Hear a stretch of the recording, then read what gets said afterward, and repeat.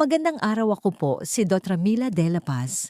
Sa aking maraming taon ng pagiging espesyalista sa kalusugan ng kababaihan at sa pag-obserba sa maganda at masalimuot na takbo ng mga pangmatagalang relasyon, madalas kong nakakausap ang aking mga pasyente at napag-uusapan namin kung ano ba talaga ang nagpapanatili ng malalim na koneksyon at paglalambingan na ibinabahagi natin sa ating mga kapareha.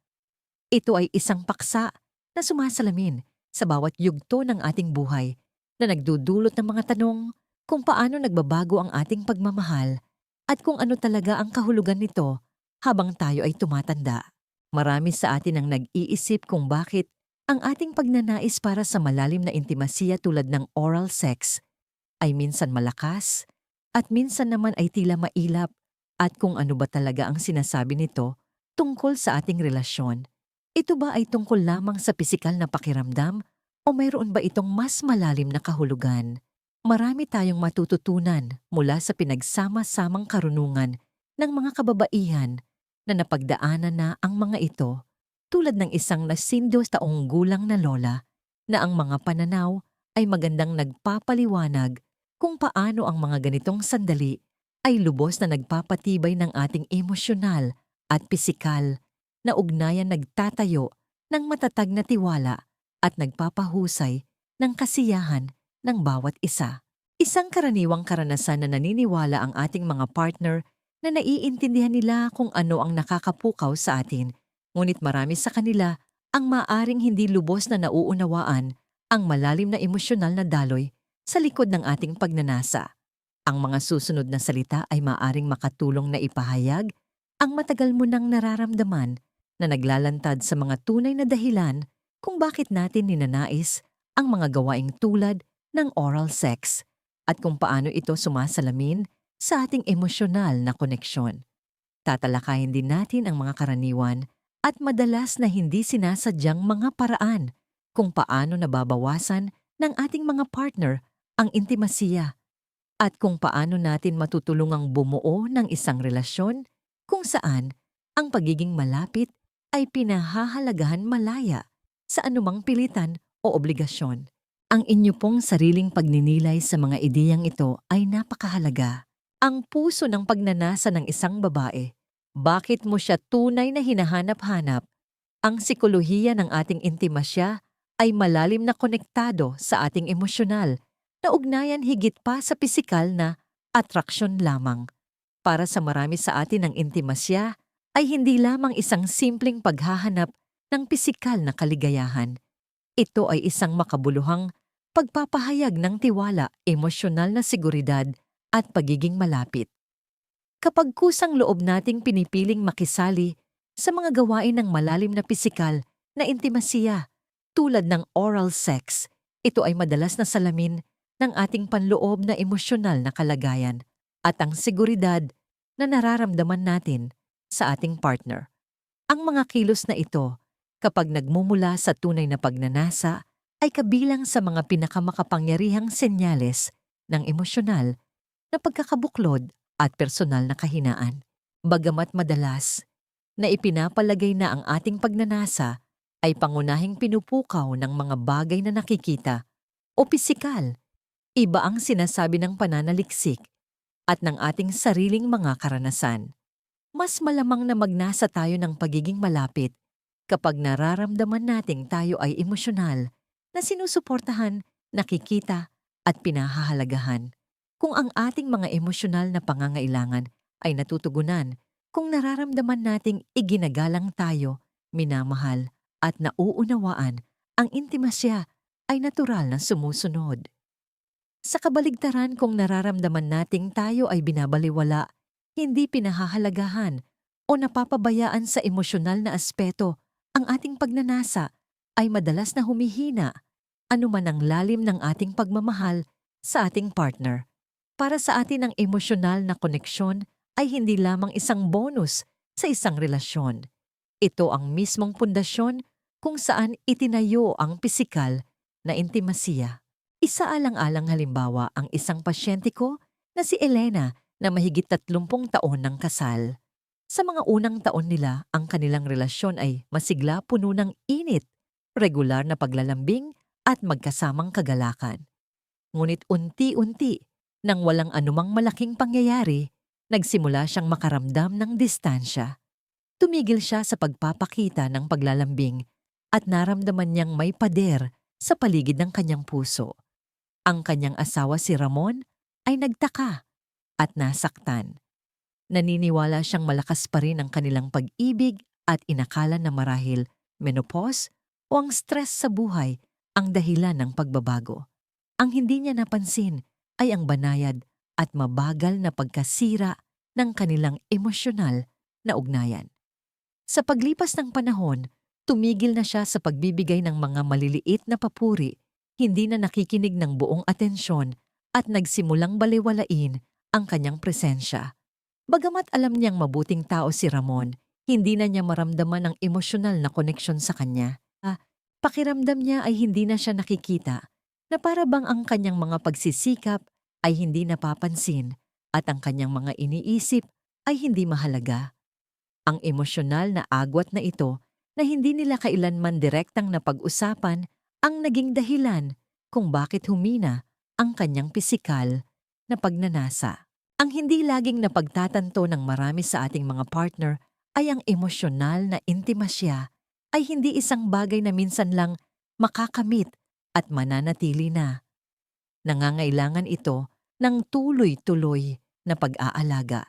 Kapag hindi na natin nararamdaman na ninanais tayo sa emosyonal na antas, ang ating likas na reaksyon ay madalas na lumayo, minsan nang hindi natin namamalayan kung bakit.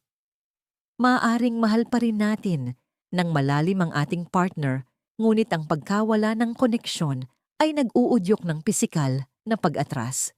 Ang hindi pagkakaunawaan na ito ay maaaring maging dahilan upang makaramdam ng pagtanggi ang maraming lalaki na maaaring magdulot ng pagkadismaya o lalo pang paglayo na nagpapalalim sa agwat.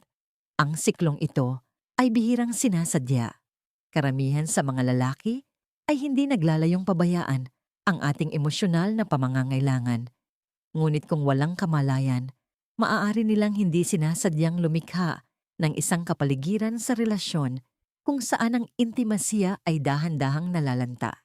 Ang pagtulong sa ating mga partner na maunawaan ang emosyonal na pundasyon ng ating pagnanasa ay ang una at napakahalagang hakbang sa muling pagbuo ng isang tunay na koneksyon, isang koneksyon na nagbabalik buhay sa parehong emosyonal at pisikal na pagiging malapit.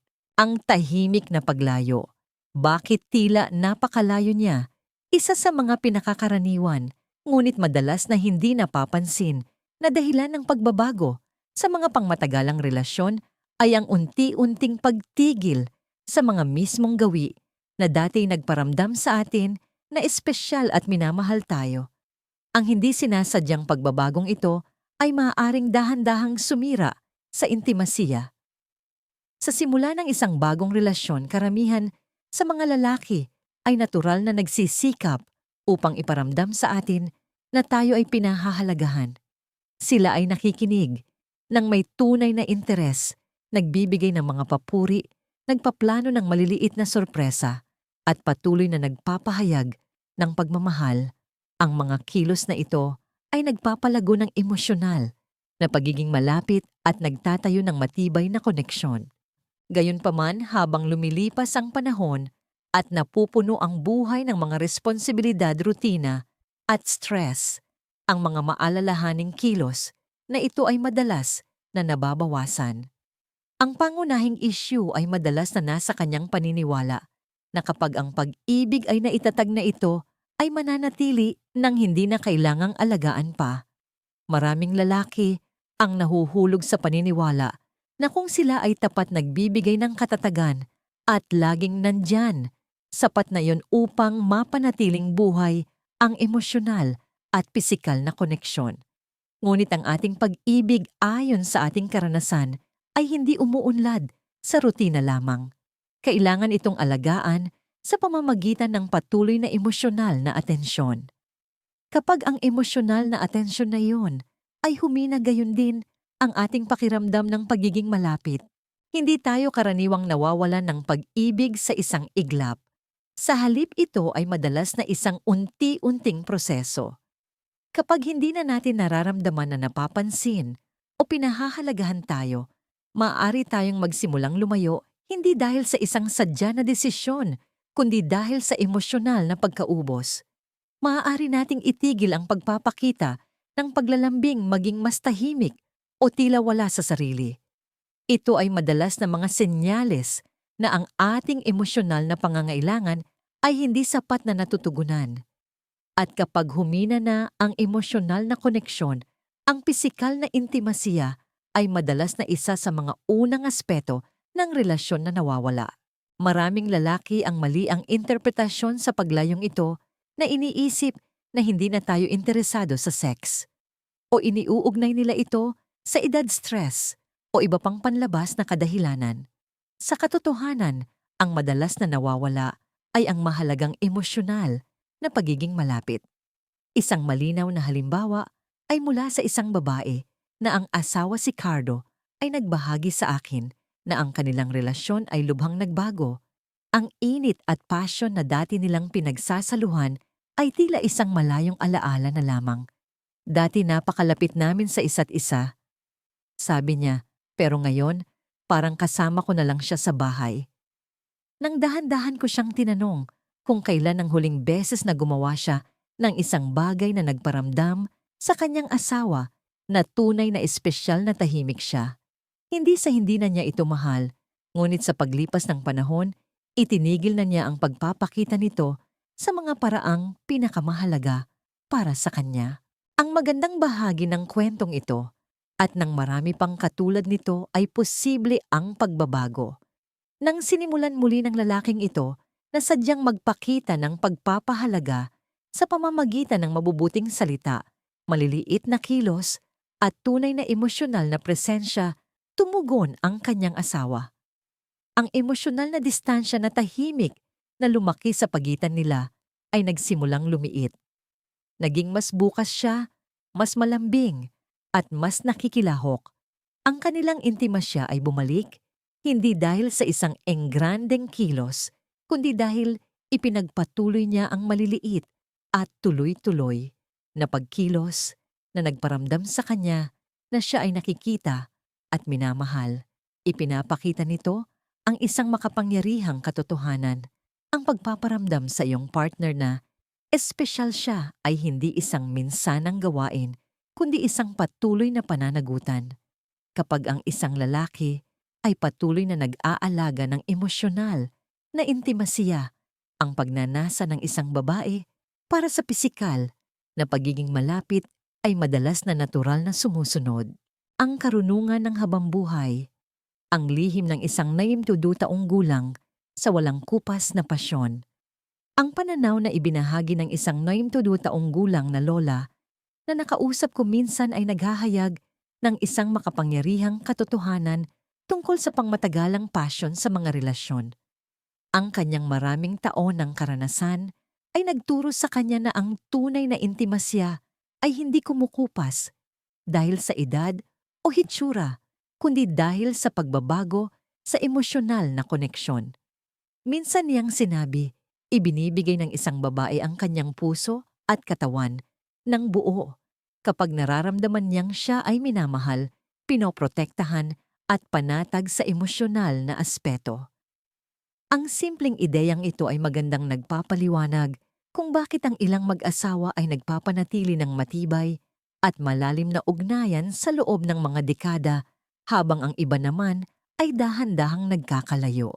Hindi ito tungkol sa patuloy na pagsisikap o mga dramatikong romantikong kilos. Ito ay tungkol sa pag-unawa sa kung ano talaga ang tumutunog sa loob ng ating mga puso.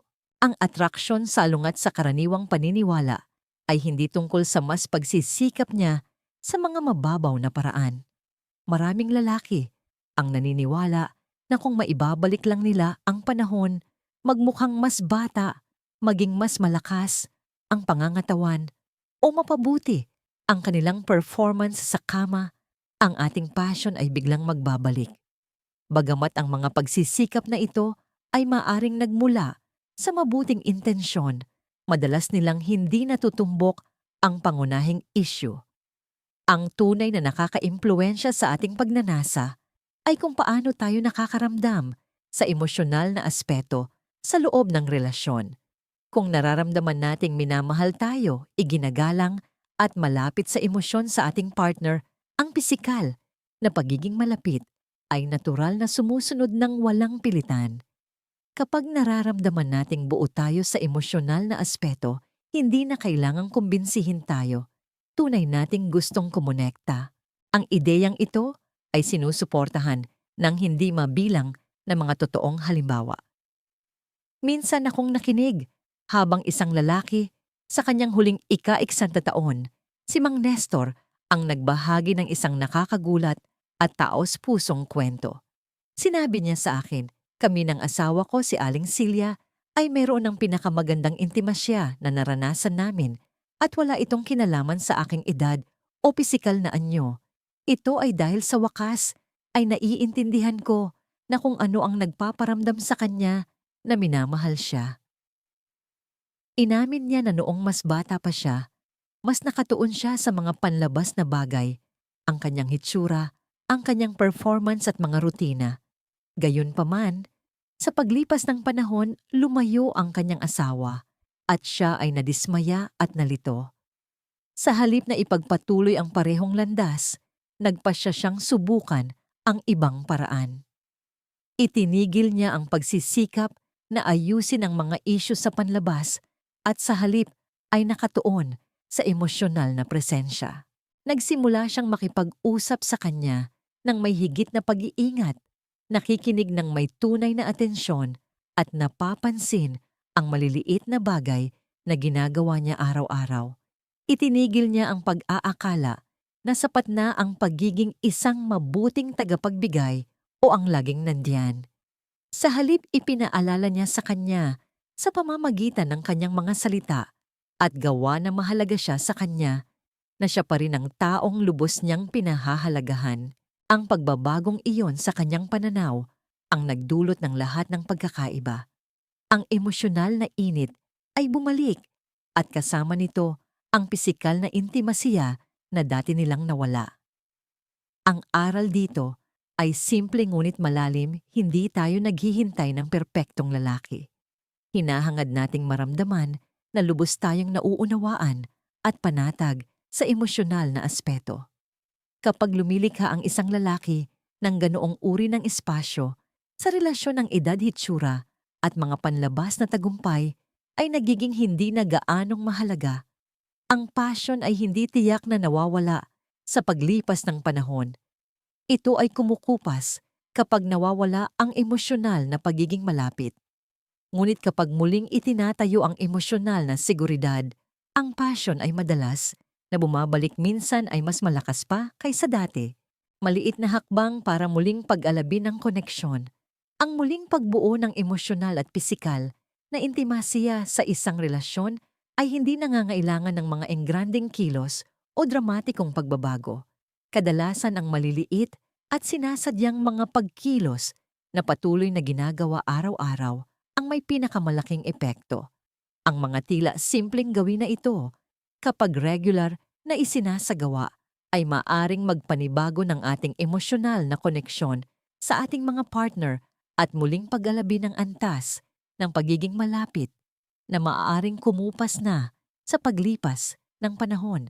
Marami sa atin ang nag-iisip kung bakit nawala na ang kislap, kung bakit naging bihira na ang paglalambing, o kung bakit hindi na tayo gaanong nakikilahok. Ang sagot ay karaniwang hindi matatagpuan sa kung ano ang ginagawang mali, kundi sa kung ano ang hindi na ginagawa. Malalim ang ating tugon sa mga emosyonal na senyales. Kapag nararamdaman nating panatag tayo, pinahahalagahan, at nakikita sa emosyonal na aspeto ang ating natural na pagnanasa para sa intimasya, ay madalas na bumabalik ng walang pilitan. Kapag nararamdaman nating wala tayong emosyonal na koneksyon, madalas na nawawala rin ang ating pisikal na pagnanasa. Hindi ito karaniwang dahil sa tumigil na tayong mahalin ang ating partner o hindi na natin siya nakikitang kaakit-akit. Sa halip, may nagbago sa loob natin. Hindi na natin nararamdaman na panatag tayo sa emosyon o nauunawaan. Ang nakakapanatag na bahagi ay ang panloob na pagbabagong ito ay madalas na maibabalik. Kung hinangad mo na ang paraan ng iyong pakiramdam sa simula ng inyong relasyon o kung umasa ka na muli mong mararamdaman ang paghila ng pagmamahal at pagiging malapit ang susi ay nasa pagpapanibago ng mahalagang emosyonal na ugnayan na yon. Nagsisimula ito sa simple at makabuluhang mga gawa na umaantig sa ating mga puso at nagpapanumbalik ng ating pakiramdam ng koneksyon. Ang mga salita ay may napakalaking kapangyarihan sa isang relasyon. Ang paraan ng pagsasalita ng ating mga partner ay maaaring mag-angat sa atin o dahan-dahang maging sanhi ng ating pag-atras. Maraming lalaki ang nagsasabi ng magagandang bagay, ngunit iilan lamang ang nagsasalita sa paraang tunay na umaabot sa ating emosyonal na kaibuturan. Sa halip ng mga pangkalahatang papuri, tulad ng "ang ganda mo", isang bagay na tiyak at taos-puso, tulad ng "gustong-gusto ko kung paano nagliliwanag ang buong silid kapag ngumingiti ka", ay malalim na tumatatak. Mahalaga rin ang pagkilala sa ating mga pagsisikap sa makabuluhang paraan. Sa halip na isang kaswal na "salamat sa hapunan", isang parirala tulad ng "talagang pinahahalagahan ko ang pagmamahal at pag-iisip na inilagay mo sa pagkain na ito. Ipinaramdam nito sa akin na inaalagaan mo ako", ay nagpapakita sa atin na napapansin niya ang maliliit na bagay at ang mga maliliit na bagay na yon ang madalas na pinakamahalaga. Kapag nararamdaman nating nakikita tayo, nararamdaman nating ligtas tayo.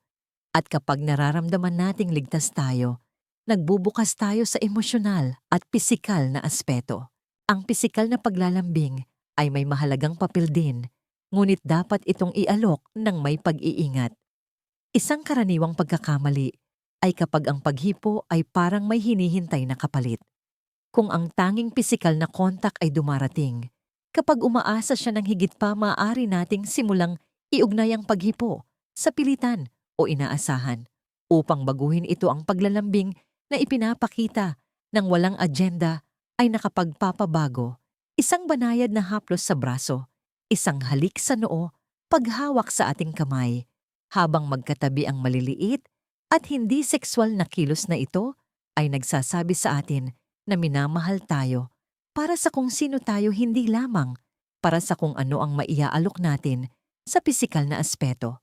Kapag nararamdaman nating minamahal tayo sa mga tahimik at ordinaryong sandali, nagiging mas bukas tayo sa intimasiya sa makabuluhang paraan. Ang pagiging pare-pareho sa pang-araw-araw na buhay, ang ikatlong piraso ng emosyonal na palaisipang ito. Bihira tayong umibig o manatiling malalim na konektado dahil lamang sa mga malalaking kaganapan o mamahaling regalo. Ang pinakaumaantig sa atin ay ang tuloy-tuloy na pag-aalaga, ang uri na lumalabas sa pang-araw-araw na interaksyon. Maging ito man ay ang pag-alala niya sa isang kwentong sinabi natin noong nakaraang linggo, paglalagay muli ng tsaa sa ating tasa ng hindi hinihiling o pag-alam sa ating kalagayan pagkatapos ng isang nakakapagod na araw. Ang mga paulit-ulit na kilos ng atensyon na ito ay nagtatayo ng tiwala. Ipinapaalam nito sa atin na mahalaga tayo at na ang ating presensya sa kanyang buhay ay napapansin at pinahahalagahan. Isipin ang emosyonal na koneksyon bilang isang bank account. Bawat maalalahaning gawa ay isang deposito. Sa paglipas ng panahon, ang mga depositong ito ay lumalaki at nagiging isang matibay na pundasyon ng tiwala at emosyonal na seguridad. Kapag ang ating partner ay nagsasalita mula sa puso, nag-aalok ng pagmamahal, ng walang inaasahan at laging nandyan sa maliliit na bagay, hindi lamang natin mararamdaman na minamahal tayo, mararamdaman nating ninanais tayo. At ang ganitong uri ng pagnanasa ay hindi ipinanganak mula sa obligasyon, kundi mula sa tunay na pananabik. Ang mga gawin na ito ay hindi lamang nagpapabuti sa intimasiya.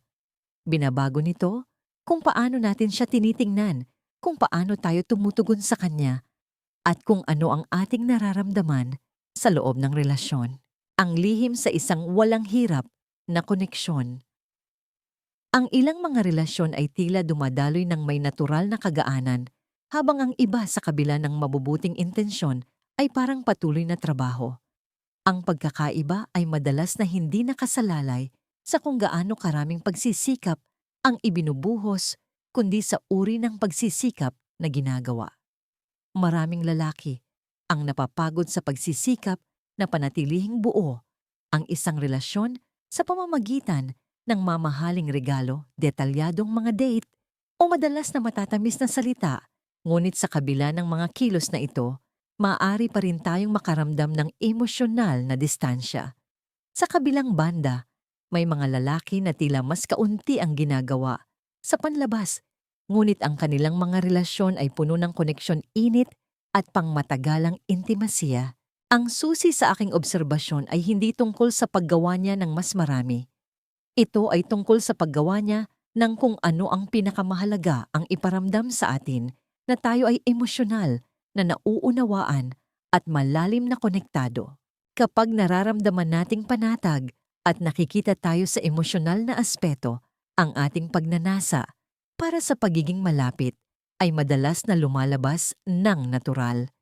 Hindi na kailangang kumbinsihin, pahangain o paulit-ulit na suyuin.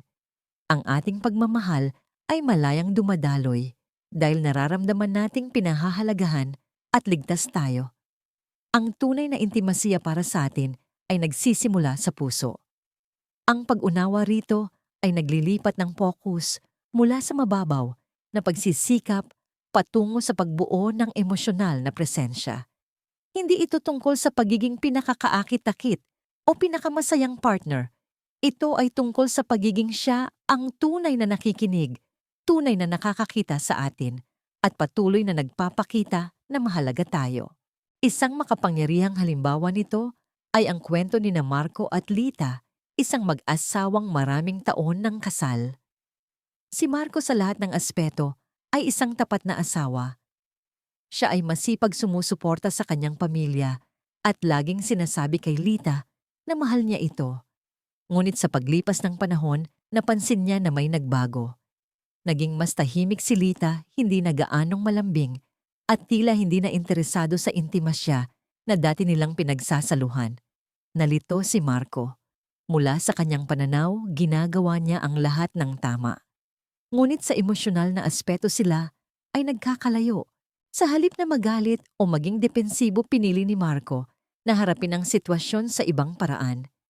Isang gabi tinanong niya si Lita ng mahinahon at taus-puso. Sabihin mo sa akin kung ano ang nasa isip mo. Gusto ko talagang maintindihan. Ang maliit na paanyayang yon na inialok ng may tunay na pagiging bukas, ang nagbukas ng pinto sa isang mas malalim na pag-uusap. Hindi galit si Lita sa isang partikular na bagay.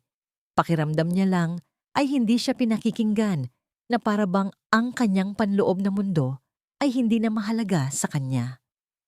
Hindi sinubukan ni Marco na ayusin ang anumang bagay sa sandaling iyon. Nakinig lang siya, nanatiling naroroon at kinilala ang kanyang mga damdamin. Ang pagbabagong iyon sa komunikasyon, ang kilos na iyon ng tunay na pakikinig sa kanya ay sapat na upang simulan ang paghilom ng kanilang emosyonal na pagkakahiwalay. Sa loob ng ilang araw, naging mas malambing si Lita, mas mapagmahal at muling nag-alab ang kanilang intimasya, hindi dahil mas marami pang ginawa si Marco, kundi dahil sa wakas ay ipinaramdam niya na naiintindihan siya. Ang kwentong ito ay nagpapakita ng isang katotohanan na alam nating lahat, hindi tayo umiibig sa mga kilos lamang. Umiibig tayo sa kung paano tayo ipinaparamdam ng mga kilos na yon. Kung nararamdaman nating malayo tayo sa emosyonal na aspeto, kahit na ang pinakamagagandang regalo o romantikong pagsisikap ay maaaring hindi umpekto. Ngunit kapag nararamdaman nating tunay tayong pinakikinggan, iginagalang at pinahahalagahan, nagsisimula tayong magnasa muli ng pagiging malapit, hindi dahil sa obligasyon, kundi mula sa isang malalim na emosyonal na pananabik. Upang lumikha ng ganitong uri ng tila, walang hirap na intimasiya maaaring magsimula ang isang lalaki sa pagtatanong ng isang simple ngunit malalim na tanong. Nararamdaman mo ba na tunay kang pinakikinggan at nauunawaan sa ating relasyon? At pagkatapos, dapat siyang makinig hindi para makipagtalo, hindi para mag-alok ng mga solusyon, kundi para lamang makinig. Ang sandaling iyon ng tunay na presensya ay madalas na mas nakakatulong sa isang relasyon kaysa sa anumang material na regalo. Ito ay isang maliit na kilos, ngunit may kapangyarihan itong buksan ang emosyonal na koneksyon na ating hinahangad. Ang atraksyon na nagtatagal ay hindi itinatayo sa mas pagsisikap niya, pagmumukhang mas bata, o patuloy na paggawa ng mas marami. Ito ay itinatayo sa emosyonal na talino, ang kakayahang tumugon sa kung ano ang ating nararamdaman at kailangan sa ilalim ng lahat. Ang mga lalaking nagtatamasa ng pinakamalalim at pinakamatagal na koneksyon ay hindi palaging ang pinakamayaman, pinakagwapo, o pinakakaakit-akit. Sila ang mga nagpaparamdam sa kanilang mga partner na nakikita, naririnig at panatag sa emosyonal na aspeto. Kaya kung hinahangad mong ibalik ang intimasya sa inyong relasyon, hindi ito nagsisimula sa mga engranding plano. Nagsisimula ito kapag ipinakita niya sa iyo na mahalaga ka. Kapag siya ay nagtatanong, nakikinig, nagpapahalaga at laging nandiyan. Dahil kapag nararamdaman mong konektado ka sa kanya sa emosyonal na aspeto, hahanap-hanapin mo siya ng buo, hindi bilang isang obligasyon, kundi mula sa isang lugar ng tunay na pananabik. At iyon sa aking karanasan, ang tunay na pundasyon ng pangmatagalan at walang hirap na intimasiya. Ang mga aral na ito na nakuha mula sa obserbasyon at karunungan ng karanasan ay inilaan upang magbigay inspirasyon sa inyo na linangin ang mas mayaman at mas tunay na mga koneksyon. Isang mahalagang aral sa buhay na natutunan ko, kapwa sa profesional at personal na aspeto, ay ang kalidad ng ating pinakamalapit na relasyon ay madalas na direktang salamin ng kahandaan ng ating partner na tunay na makinig at patuloy na ipakita na tayo sa ating kabuuan ay mahalaga sa kanila. Nasa maliliit at tuloy-tuloy na kilos ng pag-unawa at pagpapahalaga kung saan ang pinakamalalim na ugnayan ay nabubuo at napapanatili. Gusto ko pong marinig ang inyong mga saloobin. Mangyaring maglaan ng sandali upang magnilay at ibahagi ang isang bagay na inyong natutunan o tumatak sa inyong sariling buhay sa mga komento sa ibaba. Ang inyong mga pananaw ay mahalaga. Kung nakatulong sa inyo ang talakayang ito, mangyaring i-like ito at ibahagi sa mga kaibigan o kamag-anak na maaaring makinabang din. At syempre, mag-subscribe para sa higit pang mga pagninilay sa pagkakaroon ng isang konektado at kasiyasyang buhay. Maraming salamat po sa inyong oras.